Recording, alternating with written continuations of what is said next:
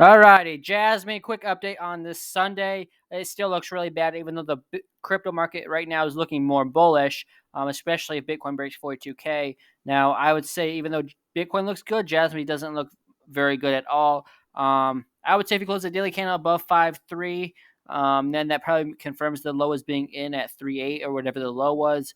But unless, and there's also resist, so there's a fib at 5.3, and there's also resistance at 4.5, which for the longest time was the low on the Coinbase chart if you didn't use the wicks. If you use the wicks, then obviously then the low was 4 cents. But if you didn't use the wicks, the candle bodies came down to 4.5, and it never really went below it for a long time. And that's pretty much where it started out on Coinbase on the daily chart. So overall, 4.5 is resistance. If you get above that, 5.3 is the next target to the upside using the fibs.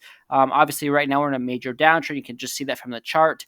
And it does look just awful. I think 3.1 to 3.2 is still on the table unless Bitcoin just skyrockets. I think Bitcoin goes to 42K, or if it breaks 42K and goes up to 47K, because that's the next resistance. I would say that 3.1 or 3.2 probably won't happen. But if it takes a while for that to happen and we slowly go upwards, I wouldn't be surprised at all if we at least saw a wick down to 3.1 or 3 cents. So that's the next target I have for Jasmine to the downside. For the upside, I'm looking at 4.5 breaking as resistance because there's resistance there. I should put a line there. And if you break that, then you have your next fib at 5.3. So that's all I got. Those are lines to targets to watch out for to the upside and downside. Right now, I am bearish on it. I do think 3.1 gets hit unless Bitcoin rallies to 47K here in the next few days. With that being said, that's all I got, and have a great weekend, guys.